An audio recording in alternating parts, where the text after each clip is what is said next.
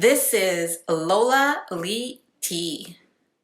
I make a lot of videos about 90-Day Fiance, so support me by purchasing a super thanks and also hit that like and subscribe button.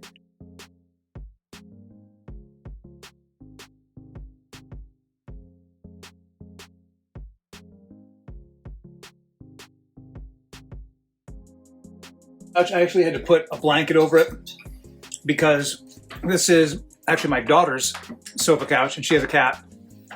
And the cat is like long-haired. Yeah, it's the whole thing. So I'm just gonna go ahead and throw a blanket over it. Last time I was on a sofa couch at a friend's house, and I said, listen, everyone needs to do one act of kindness.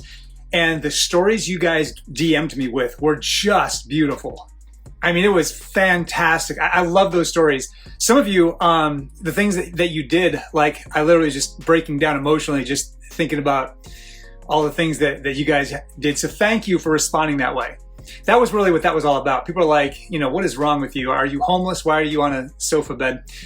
So I explained it that way. This time I'm on a sofa bed because I'm visiting my daughter and this is what she has, sofa bed. Kind of long hair cat covered sofa bed. All right. So I wanted to let you know, t-shirt, do you ride? Yes, yes I do. Really funny story actually about this whole t-shirt and jacket. I'm gonna make a video about it. I'm gonna drop it later tonight because this jacket and the shirt both has an interesting story behind it. And I don't want to talk about it. I'm just going to show it. I'm just going to drop a video about it. So yeah, I've got the cheapest Harley that they've ever made. It's just a street 750, but it's kind of a starter bike because I hadn't ridden in 30 years. I had a bike in college and then got married, had kids, and you're really not allowed to have a bike when you got a wife and kids. It's just too risky.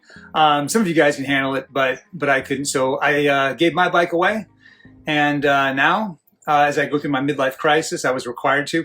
I didn't really want to, but when I read the paperwork about going through a midlife crisis, it said you had to buy a bike. And I'm like, dang, wish I kind of knew that before I was going to go through it. But so I got a Harley and I'm loving it. It is, it's like freedom, just going through the street and wind flying through your hair and just seeing everything in a blur. It's just, I can't even describe it, but yeah, love my bike. Some of you have been asking me about my Ogani, and like I said, I'm not going to answer a lot of questions. I'm trying to keep my private life private as much as possible. And then I know the argument. I already know. I'm way ahead of you. You're going to say, when you sign up to be on reality TV, you give up your right to privacy. Yes and no. Yes. The world does definitely know my business. But no, I'm not actually required to accept trolling, hate, mockery. I don't have to, and I thought I did. I'm like, oh yeah, I was on TV, so I have to put up with it. But then someone said, no, you don't. You can actually block people and you can keep your life full of positivity. And I found, wow, that's a lot healthier mentally. So I've been kind of doing that. But I will tell you, as I tell everybody, that love always wins in the end. And you can take that for whatever you want it to mean, but love always wins. All right, so almost halfway done with this orange. I've only got one more and then I'm done. I wanted to discuss something that my lawyer said, do not do this. Do not discuss it. You're an idiot if you talk about your arrest and, you know, an ongoing thing. And I said I have a really hard time listening to people. I'm trying to like take it in, listen to good advice, but it's kind of already out there. And what I found is in the media, there's a certain narrative that people need. The truth is secondary to the narrative that they need to hear and feel. And so no matter what I said, it was going to be taken in a different way. And I didn't know this. And there was no way to unring that bell. Once it went out a certain way, there was no way to bring it back. And I was so stupid. I thought, oh, I could. All I got to do is tell the truth. And that clears everything up. Nope, it doesn't do it. First of all, I don't have a forum or a stage loud enough to overcome what's already been said. So however many, people are on here, got, I think last time it was like 500 people that watched this, and then maybe 5,000 afterwards that watched something like this. It's not enough. So I'm not here to correct anything. I'm not here to explain anything, but I did want to talk about it for a certain reason. I'll tell you why. So a couple years ago, I'll just go ahead and tell you the story again and go ahead and mock me all you want. But I will say this. I never said a homeless couple poisoned my drink and drugged me. I never said that. Look through the articles. That I didn't say they did that. All right, and people are thinking that, you know, there was a homeless couple that crawled out from underneath their box, you know, in an alley and drugged me. That's not what happened. And honestly, the homeless community is very near and dear to my heart because I was homeless for almost a year, living out of my van. So there's so many different levels of homelessness. And the people that I met, they were just between homes. Doesn't mean they didn't have money.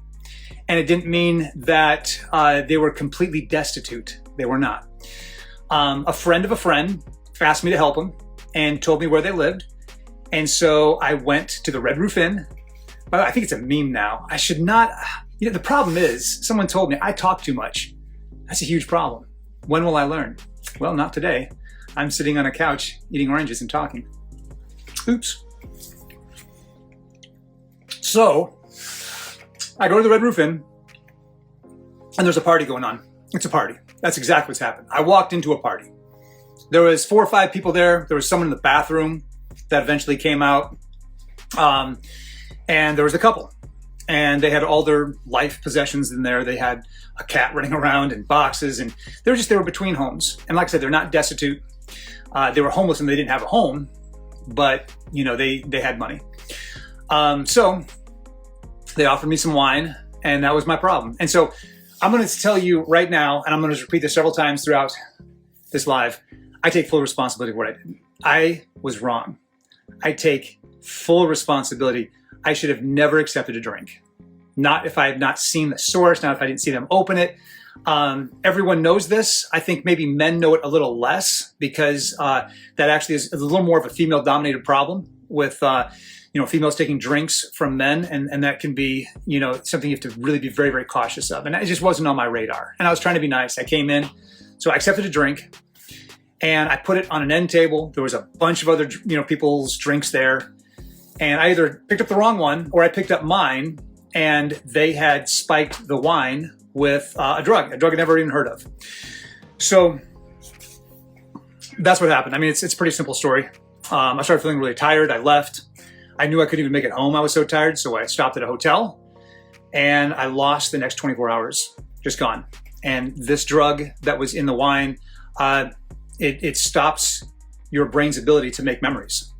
So I have amnesia of the next 24 hours. I have a couple just real like dreamlike memories of things that happened, but not much. And so I don't know who did it. And maybe it was my own dumb mistake, but here's the thing that I really want to emphasize. It was my fault.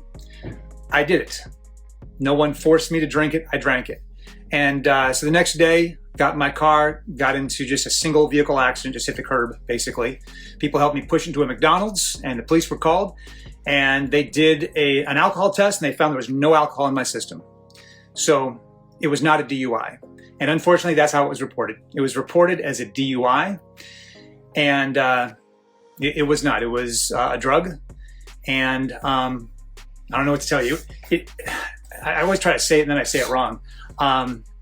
Flobromazoid. I'm going to say it wrong. Flubromazoid. I think that's it. Okay.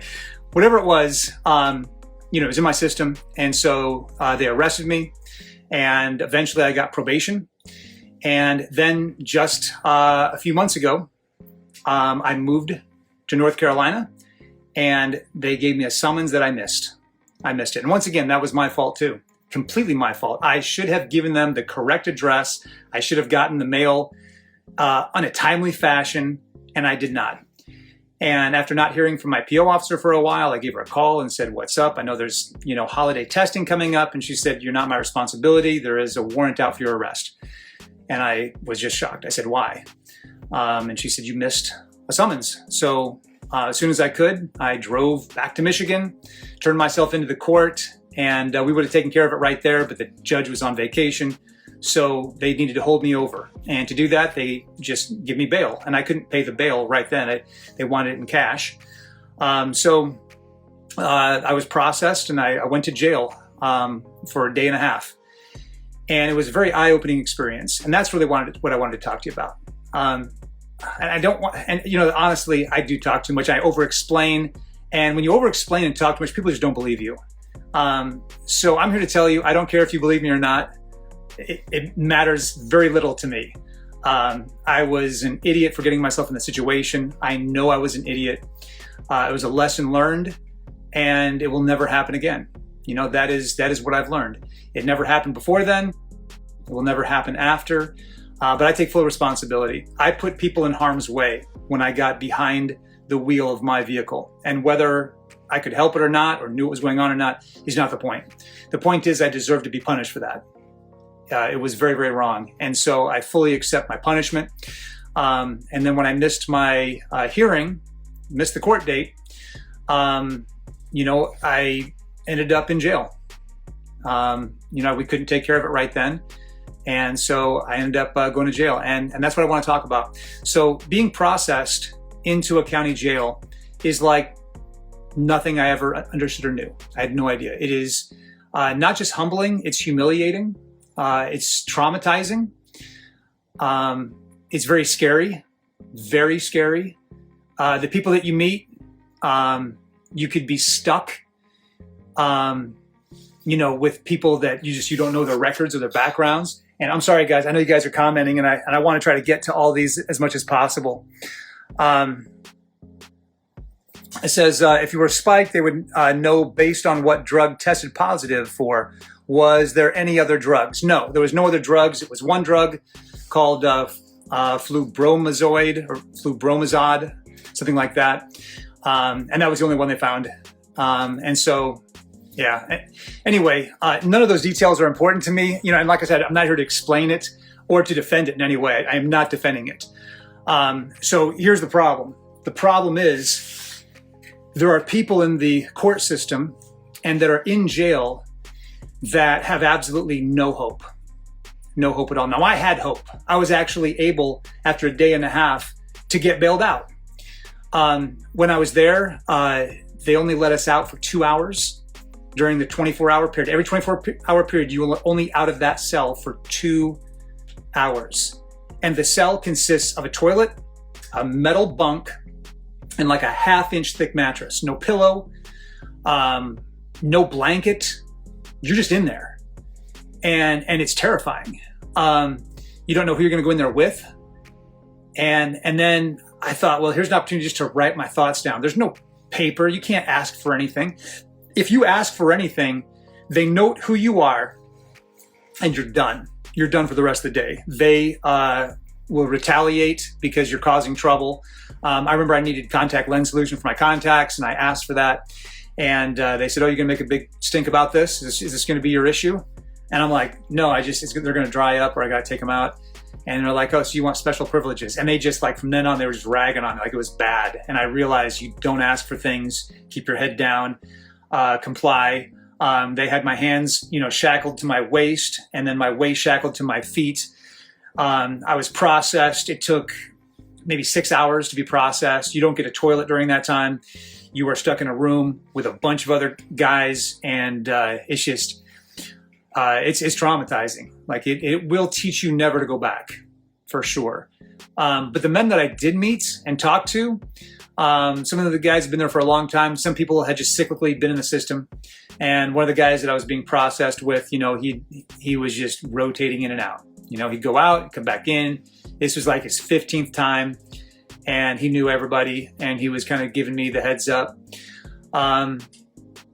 And I learned a lot. I learned so much. And I found out that a lot of the guys are there going through the system because they just don't have any other options. They're not given hope. They're not given any type of resources or tools to help them to get out of the situation or to, reform or to be a productive member of society. They're not given that opportunity. They're just not. There was literally nothing to do while I was there. Nothing. And I was starting to have panic attacks because I started listening to my own breathing, and it was just driving me crazy. I tried to do a little workout in my cell, but the cell is so small, I can touch both walls with my hands. And it was maybe 10 feet, long, and maybe 6 or 7 feet wide. And there's this double bunk that's taken, and there's no room to work out. There's just nothing you can do. And like the boredom was real. I can't even express to you. And when you finally get out for your 2 hours, that 2 hours goes by in a minute. And I'm only giving you an experience of someone that was in jail for a day and a half. Like, I still don't know what I'm talking about as far as being in the system. I can just tell you, it was more than humbling. It was humiliating. The strip search, taking all your clothes and being given the uniform, you're given a number, you're given a little tag, wrist tag, and that's who you are, from that minute on. And it's honestly very dehumanizing. They don't want you to be an individual. Their main goal is to be able to control you, which I understand. If I worked there, I would want full control of what's going on too. Like, I get that. And it's a dangerous job. So I totally understand what they're doing, but it is dehumanizing. And without any other options, if you don't have like any education to look forward to, it's rough. And so here's the irony. You ready for this? This is why I wanted to bring it up. It's not to defend it. It's not even really to explain it, because no one's going to believe me anyway. And honestly, I don't care if you do. I don't. Not my problem. Only people I care about is my family, my close friends, and God. And God knows my heart. He knows I was stupid during that time, and He knows that I need to pay for that, and I'm paying for it. And that's what matters to me. Strangers' opinions, people that mock me for the way I look, which that happened a lot. My picture that they took, my mugshot.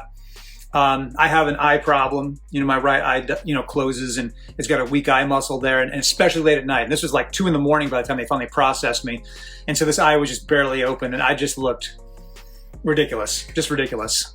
And people made fun of me and just mocked me so hard.